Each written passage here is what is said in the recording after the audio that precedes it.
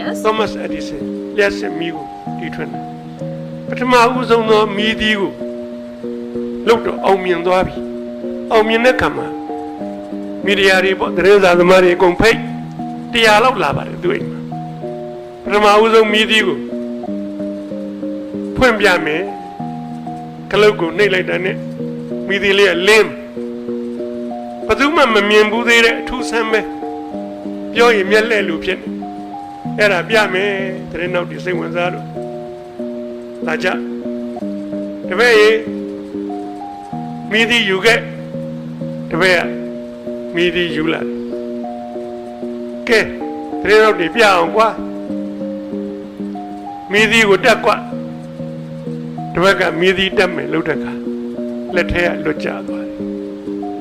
အောက်ကတမန်တလင်းမော်ခွန်းနေကွဲသွားတယ်သတင်းနောက်ဒီကိုလုံးဟာစိတ်ပြတ်သွားကြတယ်စိတ်ပြတ်သွားတယ် Thomas Edison ပြောတယ်။အော်စိတ်မပြတ်ပါနဲ့။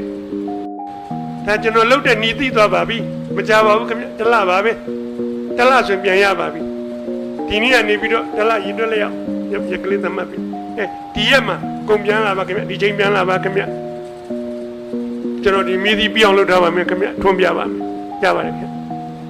တရင်နောက်တွေပြန်သွားကြကျင်းနေဘူးဟိုကောင်မြန်လိုက်တဲ့အကောင်တပည့်ကျင်းနေပြီးကနီးကြမှာဖိုးသိမ်းမြောင်နဲ့တွေ့သွားတယ်အပြစ်တွေပြော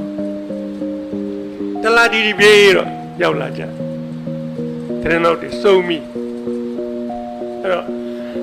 Thomas Edison ပြောတယ်ဒီရပါပြီကျွန်တော်မီးသီးလုတ်ပြီးပါပြီခင်ဗျအခုပြပါမယ်တပည့်ရေမီးသီးယူခဲ့ပါဟဲ့ကောင်းနေလှမ်းကြည့်အရင်တပည့်ပဲမိဒီလေးယူလာကျန်တော့ဘူးမိဒီလေးတက်တပည့်ခလုတ်ဖွင့်လိုက်ပါကွဖြောက်လင်းသွားလက်ခုပ်ဩဘာတွေပေးကြတယ်ပေးကြဝန်သာသွားကြအောင်မြင်သွားအဲ့ဒီမှာတယောက်ကမေကွန်းတစ်ခုမေးပြရစီဆရာကြီးဟောမေးပါတပြင်းကတော့မမဲချင်ဘူးဗျာလေပထမတစ်ခါလာတော့ကမိသီးအောင်မြင်မိသားကိုဒီလူကြောင့်ကြာကွဲသွားလို့ဝဲပြတ်သွားတယ်နောက်တစ်ခါဒီမိသီးတစ်လပြည့်လို့ပြန်လဲအောင်မြင်တဲ့ခါလှုပ်ပြီးတဲ့ခါကျတော့ဆရာကြီးကဒီပေါ်ရောက်နိုင်တဲ့လူကိုဘာဖြစ်လို့မိသီးယူလာခိုင်းရတာဆရာကြီးမှတပြင်းခိုင်းကြတပည့်မရှိဘူးလားဒီတယောက်ပဲရှိသလားမေးThomas Edison ဖြေတဲ့စကားသိချစ်စရာကောင်းတာပဲလှပ်ပါလိုက်တာ။အော်ရှိပါတယ်တပည့်တွေအများကြီးပါ။သူလဲယူရဆက်ယူလာတာပါမတော်တဆကြတာပါ။ကွဲရတဲ့ရာမို့လို့ကွဲသွားတာပါ။အဲ့ဒီမီးသီးတဲ့လူတယောက်ကဂုံသိက္ခာပိုတန်မှုကြည့်ပါတယ်။တချိန်ကြသွားတဲ့အတွက်နောက်တစ်ခါမင်းသွားတော့မှအဲ့မီးသီးကိုမကင်နဲ့မယူခဲ့နဲ့သိခါကြသွားပါလိမ့်မယ်သူကိုယ်သူ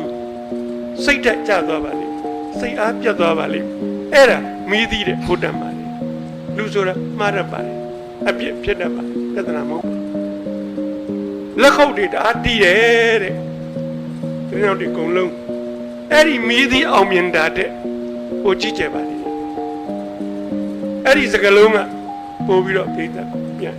စိတ်ထားကောင်းလိုက်တာပညာရှင်ကြီးကနော်တွေးခေါ်ဖို့ကောင်းမွန်လိုက်တာ